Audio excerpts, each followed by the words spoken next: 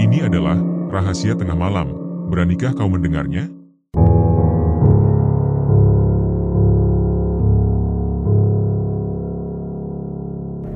Hari itu adalah hari Sabtu, sebuah hari yang biasanya menjadi kesempatan bagi Bagas untuk bermalas-malasan.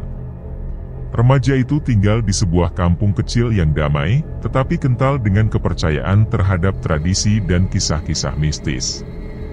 Pagi itu, matahari baru saja muncul dari balik bukit, menciptakan semburat bayangan panjang dari pohon-pohon yang menjulang di sekitar rumah warga. Burung-burung berkicau riang, sementara ayam jantan bersahut-sahutan membangunkan para penghuni kampung.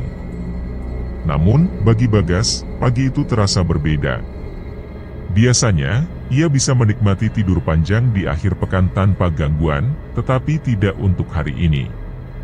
Suara tegas ibunya, Sulastri, memecah keheningan pagi di rumah kecil mereka. Tanpa banyak basa-basi, sang ibu meminta Bagas untuk segera bangun dan pergi ke kebun guna mengambil ubi jalar yang akan dimasak hari itu. Sulastri adalah seorang ibu rumah tangga yang tegas. Baginya, setiap anggota keluarga harus turut membantu pekerjaan rumah tangga, termasuk Bagas yang kerap kali lebih memilih bersantai daripada bekerja. Kali ini, Bagas tidak memiliki pilihan. Dengan mata yang masih berat dan tubuh yang enggan bergerak, ia berusaha membujuk ibunya agar tugas itu bisa ditunda. Namun, Sulastri tidak memberi ruang untuk tawar-menawar. Bagas akhirnya terpaksa bangkit meski wajahnya masih dipenuhi rasa malas. Setelah berganti kaos, ia segera berangkat ke kebun. Kebun keluarga mereka terletak cukup jauh dari rumah, di balik sebuah bukit kecil yang hanya bisa dijangkau dengan berjalan kaki. Jalan setapak yang harus dilalui membentang melewati pemakaman tua, sebuah tempat yang selalu membuat bulu kuduknya meremang. Meskipun tidak sepenuhnya mempercayai kisah-kisah mistis yang sering diceritakan oleh warga desa, tetap saja ada sesuatu yang membuat hatinya tidak nyaman setiap kali melintas di sana. Dengan membawa sebuah keranjang, Bagas melangkah keluar rumah. Jalan setapak yang sempit dan berbatu terasa lebih sepi dari biasanya. Angin pagi berhembus lembut, membawa aroma khas dedaunan basah dan bunga liar di sepanjang jalan. Namun, semakin dekat dengan pemakaman, suasana mulai berubah. Pohon-pohon besar yang menaungi area tersebut menciptakan bayangan gelap, membuat atmosfer semakin suram. Pemakaman itu bukanlah tempat asing bagi Bagas, tetapi setiap kali melewatinya, ia selalu merasa was-was. Banyak cerita seram beredar tentang tempat itu, dan meskipun ia berusaha mengabaikannya, perasaan gelisah tetap mengikutinya. Saat melewati deretan makam tua, matanya tanpa sadar melirik ke arah beberapa batu nisan yang mulai miring dan tertutup lumut. Di salah satu sudut pemakaman, ia melihat sebatang kayu tertancap di tanah. Tanpa berpikir panjang, ia mengambil kayu itu, menganggapnya bisa berguna untuk menggali ubi jalar nanti. Sesampainya di kebun, ia mulai bekerja dengan enggan. Tanaman ubi jalar yang rimbun membuatnya harus menggali lebih dalam untuk menemukan umbi yang tersembunyi di dalam tanah. Dengan menggunakan kayu yang ia ambil tadi, Bagas menusuk dan mencungkil tanah yang terasa keras. Sesekali, ia mengeluh dalam hati, mempertanyakan mengapa dirinya yang harus mengerjakan tugas ini. Waktu berlalu, dan perlahan keranjang yang dibawanya mulai terisi dengan ubi jalar yang cukup besar. Namun, di tengah kesibukannya, ia merasakan sesuatu yang aneh. Seakan-akan ada yang memperhatikannya dari kejauhan. Ia berhenti sejenak, menoleh ke belakang, tetapi tidak menemukan siapapun di sana. Yang terlihat hanyalah pohon-pohon besar yang bergoyang pelan diterpa angin. Ia mencoba mengabaikan perasaan tidak nyaman itu dan kembali melanjutkan pekerjaannya. Setelah mengambil cukup banyak ubi jalar, Bagas membuang kayu yang digunakannya ke sungai kecil di samping kebun. Ia lalu mengangkat keranjang yang penuh dengan susah payah dan segera berjalan pulang. Rasa kantuk masih menyelimuti tubuhnya, sehingga ia mempercepat langkah agar bisa segera kembali ke rumah dan melanjutkan tidurnya. Sesampainya di rumah, ia langsung meletakkan keranjang ubi jalar di dapur. Sulastri tersenyum puas melihat hasil kerja anaknya. Dengan nada lembut, ia mengucapkan terima kasih karena telah membantu. Bagas hanya mengangguk sebelum buru-buru berganti pakaian, berharap bisa segera kembali ke tempat tidurnya. Malam itu, kampung kecil tempat Bagas tinggal terasa begitu sunyi dan mencekam. Udara dingin menusuk lebih tajam dari biasanya, seakan membawa suasana yang tidak biasa. Langit tampak gelap tanpa bintang, hanya dihiasi bulan sabit yang memancarkan cahaya pucat di antara pepohonan yang berdiri kokoh seperti bayangan hitam. Di pos ronda yang terletak di ujung kampung, Pak Sodik duduk sendirian. Sebagai pria parubaya yang bertugas jaga malam itu, ia terbiasa ditemani 2 atau 3 orang lainnya. Namun, kali ini, karena beberapa warga berhalangan hadir, ia harus berjaga seorang diri. Untuk mengusir kebosanan, ia membawa sebuah radio kecil yang menyiarkan lagu-lagu lawas. Sesekali, jarinya mengetuk-ngetuk meja kayu di depannya, mengikuti irama musik yang mengalun pelan. Tiba-tiba, angin dingin bertiup menusuk tulang, membuat bulu kuduknya meremang. Di tengah udara yang beku itu, tercium bau semerbak kembang kenanga dan melati, seolah seseorang baru saja melewati tempat itu. Pak Sodik menghentikan gerakannya.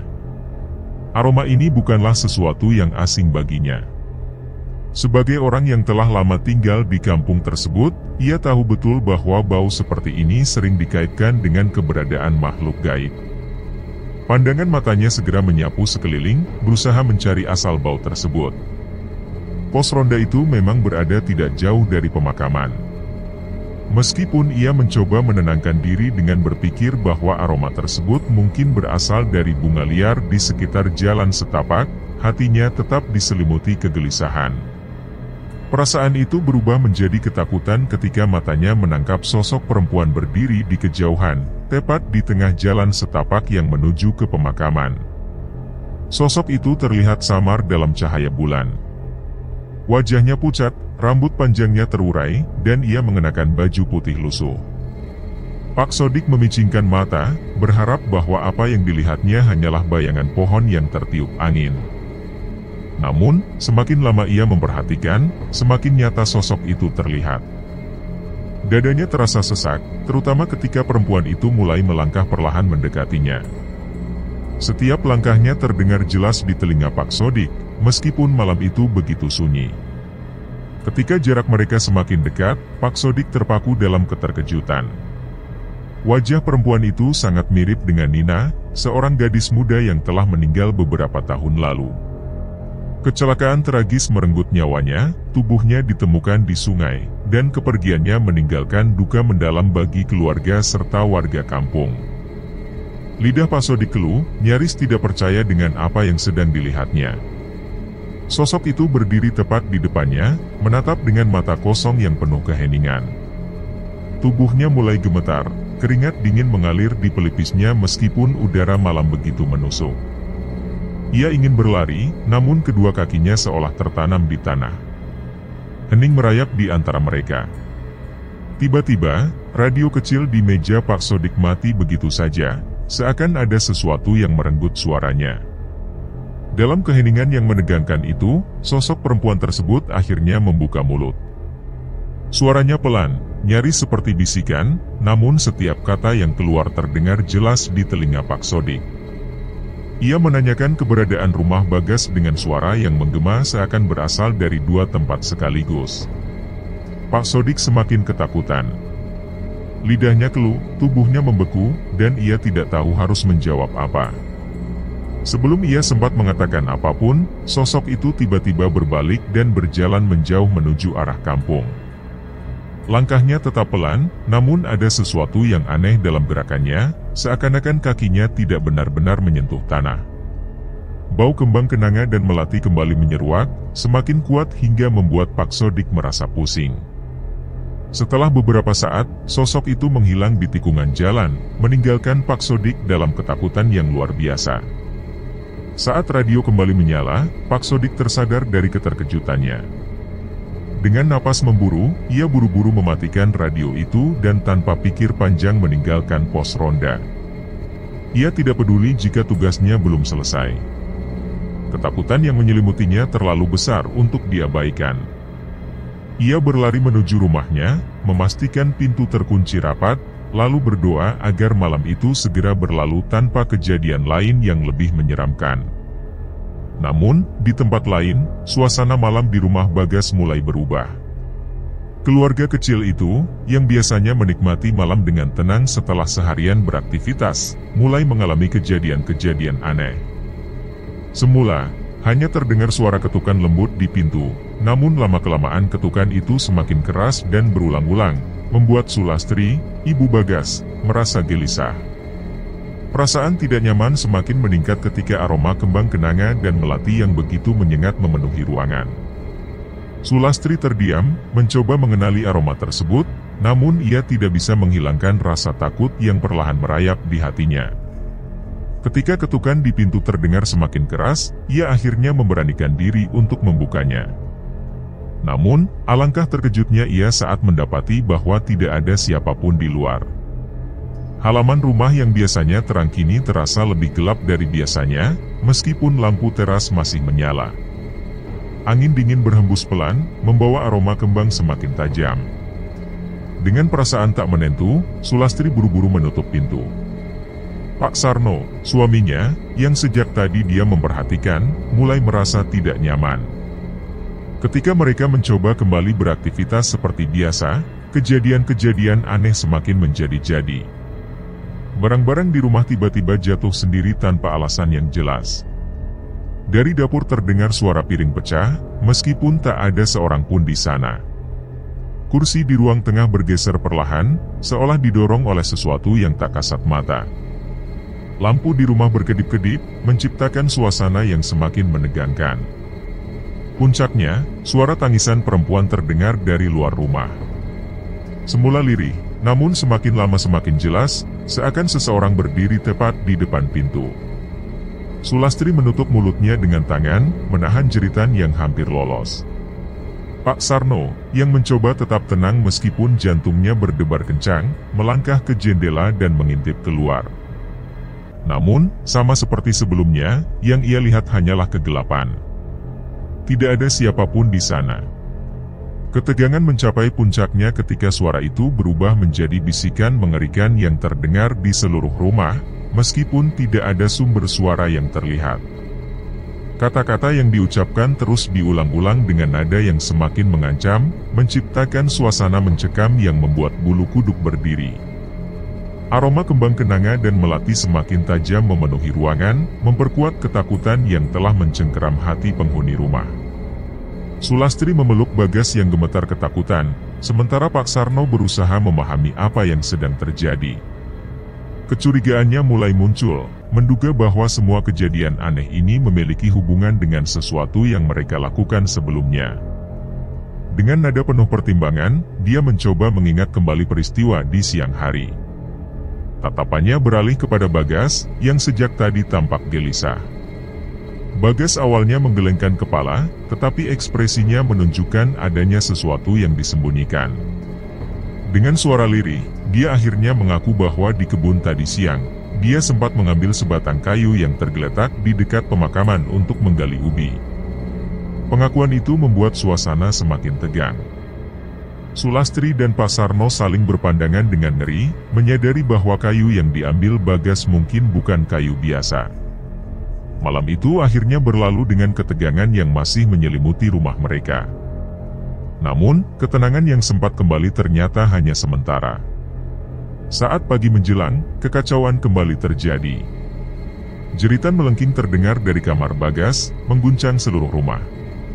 Sulastri yang sedang menyiapkan sarapan berlari ke kamar anaknya, diikuti oleh Pak Sarno yang bergegas bangkit dari tempat tidurnya. Ketika mereka masuk, pemandangan mengerikan terpampang di depan mata. Bagas terbaring di tempat tidur dengan tubuh menggeliat tak terkendali. Matanya terbuka lebar, tetapi pandangannya kosong, seolah-olah dia tidak lagi sadar akan dirinya sendiri. Suara asing keluar dari mulutnya, suara yang bukan miliknya, terdengar seperti perpaduan antara suara laki-laki dan perempuan, mengulang permintaan yang sama seperti malam sebelumnya. Sulastri mencoba menyentuh anaknya, tetapi tubuh Bagas justru semakin memberontak. Teriakannya semakin keras, sementara tangannya meronta-ronta, menolak disentuh siapapun.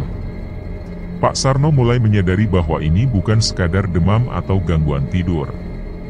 Ada sesuatu yang menguasai tubuh anaknya, sesuatu yang tidak berasal dari dunia mereka. Beberapa tetangga yang mendengar kegaduhan datang untuk membantu. Di antara mereka, Mas Bahil, seorang pria yang dikenal memiliki kemampuan supranatural, segera mengambil alih situasi. Dengan tatapan serius, dia mengamati Bagas yang masih meronta di tempat tidurnya. Suasana semakin tegang ketika Mas Bahil menyatakan bahwa anak itu mengalami kesurupan. Dia segera mengambil segenggam garam dan air yang telah didoakan, lalu menyiramkan air itu ke tubuh Bagas sambil melafalkan doa-doa perlindungan. Namun, alih-alih mereda, reaksi yang muncul justru semakin liar. Tubuh Bagas menggeliat lebih hebat, dan suara yang keluar dari mulutnya terdengar semakin menakutkan. Melihat usaha Mas Bahil tidak membuahkan hasil, seorang tetangga menyarankan untuk memanggil Pak Fahmi, seorang ustadz yang dihormati di desa mereka. Dikenal memiliki ilmu agama yang kuat serta kemampuan menangani hal-hal gaib, kehadirannya diharapkan bisa membantu mengatasi situasi ini. Sementara menunggu kedatangannya, kondisi Bagas semakin memburuk. Dia terus berteriak tanpa henti, memukul-mukul dirinya sendiri hingga meninggalkan luka di beberapa bagian tubuhnya. Khawatir anaknya akan melukai diri lebih parah, Pak Sarno dan beberapa tetangga terpaksa mengikat tangan dan kakinya dengan kain agar dia tidak lagi meronta. Sulastri hanya bisa menangis, hatinya hancur melihat penderitaan yang dialami anaknya. Ketika Pak Fahmi tiba, dia segera memahami bahwa kasus ini bukanlah kesurupan biasa. Tanpa banyak bertanya, dia mengeluarkan tas kecil berisi daun bidara, air doa, dan tasbih. Dengan tenang, dia meminta semua orang tetap diam dan mulai melafalkan ayat-ayat suci dengan suara yang tegas namun lembut. Air yang telah didoakan itu dipercikkan ke tubuh Bagas, yang langsung bereaksi dengan menggeliat keras. Suara dari tubuhnya semakin melemah, tetapi masih terdengar permintaan yang sama, menuntut agar sesuatu dikembalikan. Pak Fahmi terus melanjutkan doa-doanya hingga akhirnya tubuh Bagas mulai tenang. Dalam proses itu, terungkap bahwa kayu yang diambil Bagas bukanlah kayu sembarangan. Ternyata, kayu itu adalah nisan milik Nina, seorang gadis yang telah dimakamkan di pemakaman desa beberapa tahun lalu. Arwah Nina merasa terusik karena nisannya dicabut dan digunakan untuk menggali ubi. Pak Fahmi menjelaskan bahwa arwah tersebut tidak bermaksud mencelakai siapapun, hanya ingin apa yang menjadi miliknya dikembalikan. Dengan segera, keluarga Bagas dan beberapa warga pergi ke pemakaman untuk mengembalikan nisan tersebut ke tempatnya. Setelah nisan dikembalikan dan doa dipanjatkan, suasana perlahan kembali tenang. Bagas yang sebelumnya dalam kondisi tidak sadar akhirnya mulai siuman, meski tubuhnya masih lemas. Ketika Bagas akhirnya sadar, tubuhnya tampak begitu lelah, seolah-olah baru saja melalui pertempuran yang luar biasa. Matanya yang basah menunjukkan bahwa ia menyadari apa yang baru saja terjadi, meskipun tubuhnya masih terasa lemah dan tidak dapat bergerak bebas. Dalam suara yang nyaris tak terdengar, ia mengungkapkan rasa bersalahnya, menyadari bahwa kayu yang diambilnya bukanlah kayu biasa, melainkan nisan dari makam seseorang. Sulastri segera memeluk anaknya erat, merasa lega bahwa cobaan ini akhirnya berakhir. Namun, ketenangan yang mereka harapkan belum sepenuhnya datang.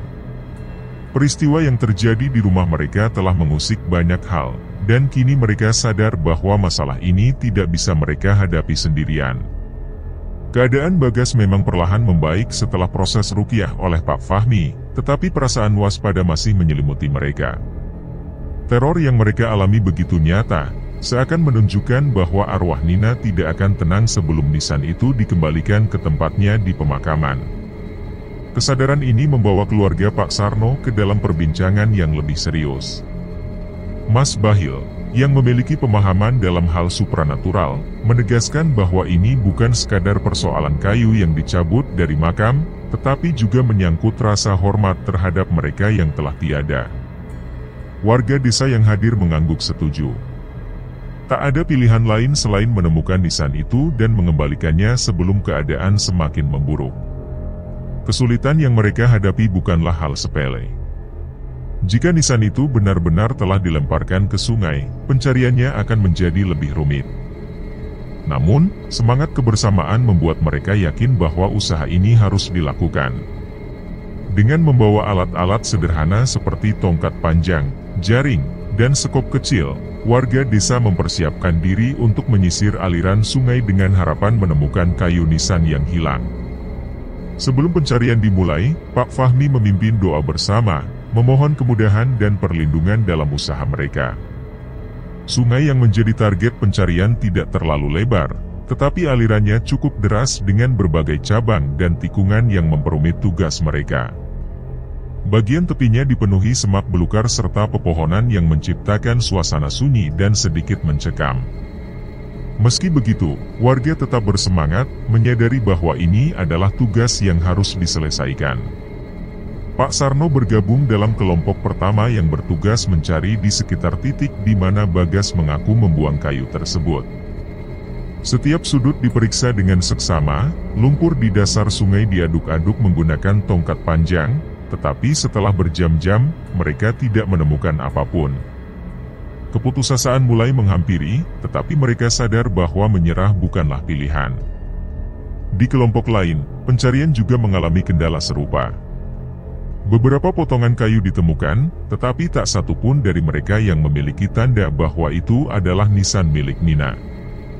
Pak Fahmi terus memberi semangat kepada warga, mengingatkan mereka bahwa pencarian ini bukan hanya sekadar mencari benda, tetapi juga usaha untuk mengembalikan ketenangan bagi arwah yang merasa terganggu. Keyakinan itu mendorong mereka untuk terus mencari, meskipun matahari mulai condong ke barat dan kelelahan semakin terasa. Akhirnya, keberuntungan berpihak kepada mereka. Seorang pemuda bernama Randi, yang tergabung dalam kelompok pencari di bagian hilir sungai, menemukan sesuatu yang tersangkut di pintu air. Tempat itu adalah bagian sungai di mana aliran melambat karena terhalang oleh jeruji besi besar. Benda yang tersangkut itu tampak seperti potongan kayu biasa, namun ketika diperiksa lebih dekat, ukiran nama yang samar terlihat di permukaannya. Nisan yang mereka cari akhirnya ditemukan. Dengan penuh kehati-hatian, Pak Fahmi mengambil kayu itu, memperlakukannya dengan hormat seolah memegang sesuatu yang sangat berharga. Suasana yang tadinya penuh ketegangan berubah menjadi kelegaan dan haru. Warga desa yang sebelumnya diliputi kecemasan kini saling mengucap syukur. Mereka sepakat untuk segera mengembalikan nisan tersebut ke tempatnya di pemakaman tanpa menunda-nunda lagi. Setelah membersihkan kayu dari lumpur yang menutupi permukaannya, mereka membawanya ke pemakaman dengan penuh penghormatan. Pak Fahmi memimpin perjalanan, diiringi doa-doa dari seluruh warga yang berharap agar gangguan yang mereka alami segera berakhir. Setibanya di pemakaman, suasana terasa lebih hening dari biasanya. Angin bertiup pelan, membawa aroma tanah basah yang bercampur dengan sisa-sisa wangi melati dan kenanga. Dengan penuh kehati-hatian, nisan itu akhirnya dipasang kembali di tempat asalnya. Beberapa warga membantu memperkuat posisinya agar tidak mudah tercabut lagi. Setelah itu, doa bersama kembali dipanjatkan, memohon agar arwah Nina mendapatkan ketenangan dan agar desa mereka terbebas dari gangguan supranatural. Saat nisan itu telah berdiri kembali, sesuatu yang aneh namun menenangkan terjadi. Suasana yang tadinya terasa berat dan mencekam perlahan berubah. Hawa yang menekan seakan menghilang, digantikan oleh udara segar yang membawa ketenangan. Tak ada lagi suara-suara aneh, tak ada lagi kehadiran yang membuat bulu kuduk meremang. Seolah-olah Nina akhirnya telah menerima kembali nisannya dan memilih untuk beristirahat dalam damai.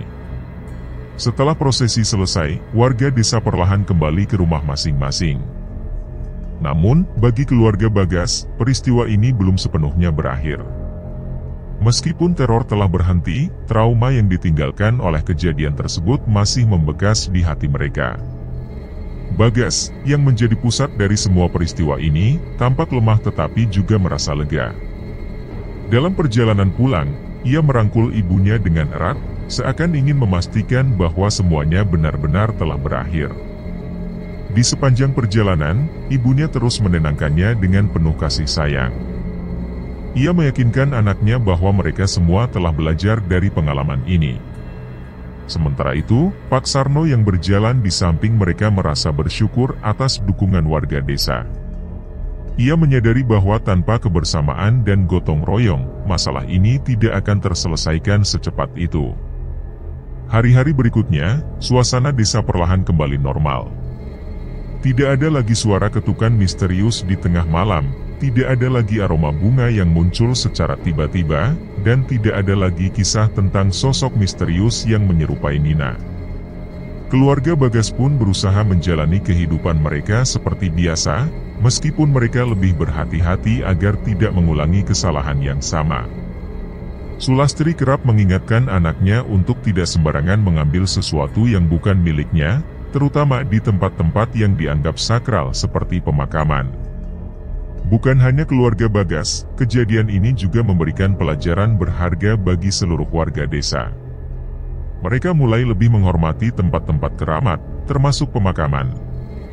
Sebagai bentuk penghormatan, beberapa warga bahkan menginisiasi kerja bakti untuk membersihkan area pemakaman, sebuah langkah kecil namun bermakna dalam menjaga tradisi dan budaya yang telah diwariskan oleh leluhur mereka.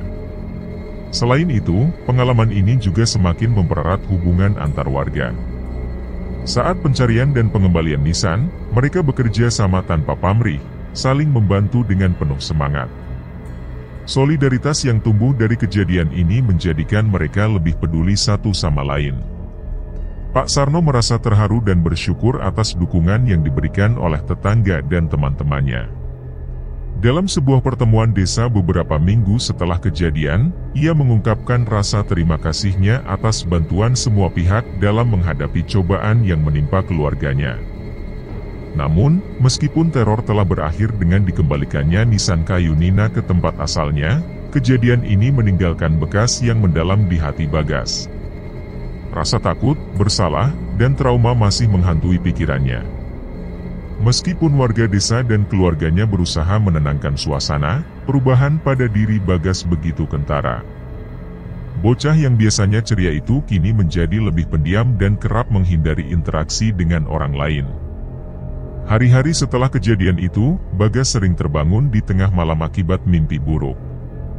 Dalam mimpinya, ia melihat sosok Nina dengan wajah pucat dan mata kosong berdiri di sudut kamarnya, menatapnya tanpa bicara. Meskipun ia tahu bahwa semuanya telah selesai, pikirannya terus dihantui oleh bayangan-bayangan dari masa lalu. Suara-suara yang pernah ia dengar pun seakan terus mengiang di telinganya, membuatnya sulit untuk tidur dengan nyenyak. Sulastri, sebagai seorang ibu, merasakan perubahan yang terjadi pada anaknya. Ia sering menemukan Bagas duduk termenung di sudut rumah, menatap keluar dengan tatapan kosong. Setiap kali ditanya apakah ia baik-baik saja, anaknya hanya mengangguk tanpa berkata apapun. Ia tampak kesulitan untuk mengungkapkan apa yang dirasakannya. Setiap kali ia mencoba menceritakannya, ingatan akan kejadian itu kembali muncul dengan lebih jelas, membuatnya semakin sulit untuk berbicara. Pak Sarno pun mulai khawatir dengan kondisi anaknya. Ia kemudian mengusulkan agar mereka membawa Bagas kembali menemui Pak Fahmi. Mereka berharap sang ustaz bisa membantu mengurangi trauma yang dialami anak mereka. Tanpa menunda waktu, mereka pun mendatangi rumah Pak Fahmi. Ustaz Fahmi menyambut mereka dengan ramah dan meminta Bagas untuk menceritakan apa yang ia rasakan. Awalnya, Bagas ragu untuk berbicara, namun setelah beberapa saat, ia akhirnya memberanikan diri untuk mengungkapkan isi hatinya. Ia merasa bahwa Nina masih marah kepadanya, dan perasaan bersalah itu terus menghantui pikirannya. Pak Fahmi mendengarkan dengan penuh kesabaran. Dengan bijak, ia menjelaskan bahwa tidak ada manusia yang luput dari kesalahan. Semua telah berusaha sebaik mungkin untuk memperbaiki keadaan, dan yang perlu dilakukan oleh Bagas sekarang adalah belajar untuk memaafkan dirinya sendiri. Setelah memberikan nasihatnya, Pak Fahmi pun membacakan doa khusus untuk Bagas dan menyarankan agar ia membaca ayat-ayat tertentu setiap malam sebelum tidur. Selain itu, ia juga mengingatkan keluarga Bagas untuk terus memberikan dukungan emosional kepada anak mereka, agar ia merasa aman dan tidak sendirian.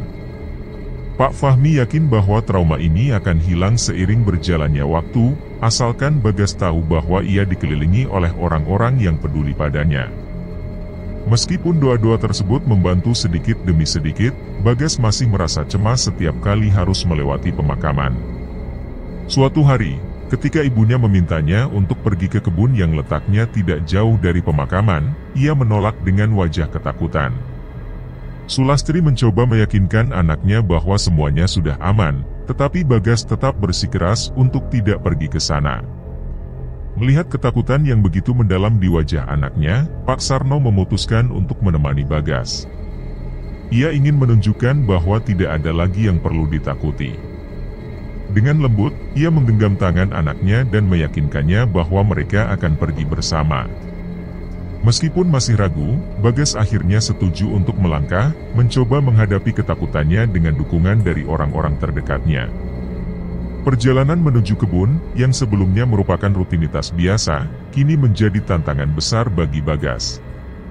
Setiap langkah yang semakin mendekat ke area pemakaman membuat jantungnya berdegup lebih kencang. Bayangan kejadian kelam yang pernah dialaminya masih jelas terukir di benaknya. Saat mereka akhirnya melewati pemakaman tempat Nina dimakamkan, Bagas tidak berani sedikit pun menoleh ke arah sana. Ia menundukkan kepala, berusaha sekuat tenaga untuk tidak membiarkan rasa takut menguasai dirinya. Pak Sarno, yang berjalan di samping anaknya, menyadari ketakutan yang terpancar dari raut wajah Bagas. Ia pun berhenti sejenak, menepuk bahu anaknya dengan lembut, mencoba menenangkan kegelisahannya. Ia ingin Bagas menyadari bahwa tidak ada yang perlu ditakuti dari tempat peristirahatan terakhir itu. Baginya, pemakaman bukanlah tempat yang menakutkan, melainkan tanah suci di mana mereka yang telah pergi beristirahat dengan damai. Bagas mengangguk pelan mendengar penjelasan ayahnya, meskipun ia tetap enggan menoleh ke arah makam tersebut. Meskipun perjalanan itu terasa berat, Pak Sarno yakin bahwa ini adalah langkah kecil menuju pemulihan anaknya.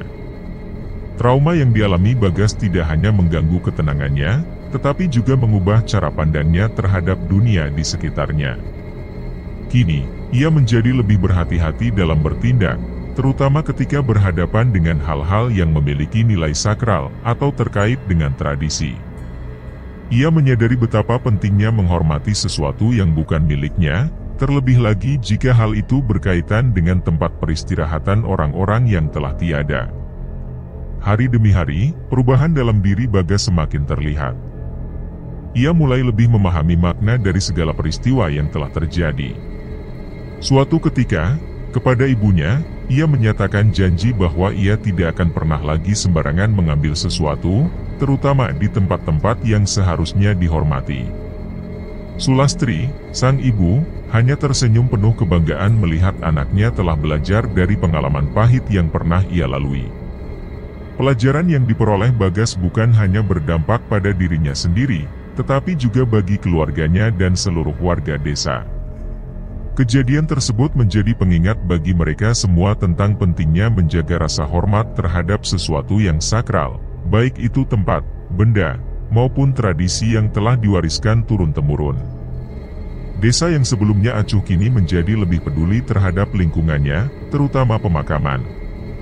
Warga mulai rutin mengadakan kerja bakti untuk membersihkan area pemakaman dan memastikan bahwa setiap nisan tetap terawat dengan baik. Lambat laun, ketakutan yang menghantui Bagas mulai memudar. Meski sesekali bayangan masa lalu masih menyelinap di benaknya, ia tidak lagi merasa terkekang oleh ketakutan yang sama. Hari-harinya kini dapat ia jalani dengan lebih tenang, dan dukungan dari keluarga serta warga desa menjadi kekuatan yang membantunya mengatasi trauma yang pernah dialaminya. Namun, satu hal yang tidak pernah berubah adalah pelajaran berharga yang ia dapatkan dari pengalaman ini. Bagas kini lebih memahami arti penghormatan kepada mereka yang telah pergi dan bagaimana menjaga tradisi dengan penuh kebijaksanaan. Kisah tentang dirinya dan arwah Nina tetap dikenang oleh warga desa, bukan sebagai cerita menakutkan, melainkan sebagai pengingat akan pentingnya rasa hormat, kerjasama, dan tanggung jawab dalam setiap tindakan yang dilakukan. Seiring berjalannya waktu, cerita itu perlahan mulai memudar, tergantikan oleh berbagai kisah kehidupan lainnya. Namun, bagi Bagas, pengalaman tersebut akan selalu menjadi bagian dari perjalanan hidupnya, sebuah peristiwa yang mengajarkannya arti penting dari kehati-hatian dan penghormatan dalam setiap aspek kehidupan. Dari kisah ini, kita belajar bahwa sekecil apapun tindakan yang dilakukan, dapat memiliki konsekuensi yang besar. Menghormati tempat yang sakral, menjaga tradisi, dan menghargai mereka yang telah tiada bukan hanya sekadar kepercayaan turun-temurun, tetapi juga bagian dari nilai kemanusiaan yang harus selalu dijaga. Selain itu, kesalahan bukanlah akhir dari segalanya, tetapi justru menjadi awal untuk belajar dan bertumbuh. Dalam menghadapi kesulitan, kebersamaan dan dukungan dari orang-orang di sekitar menjadi kekuatan yang tidak ternilai harganya, sebagaimana yang ditunjukkan oleh keluarga Bagas dan warga desa dalam menghadapi peristiwa yang mengubah hidup mereka selamanya.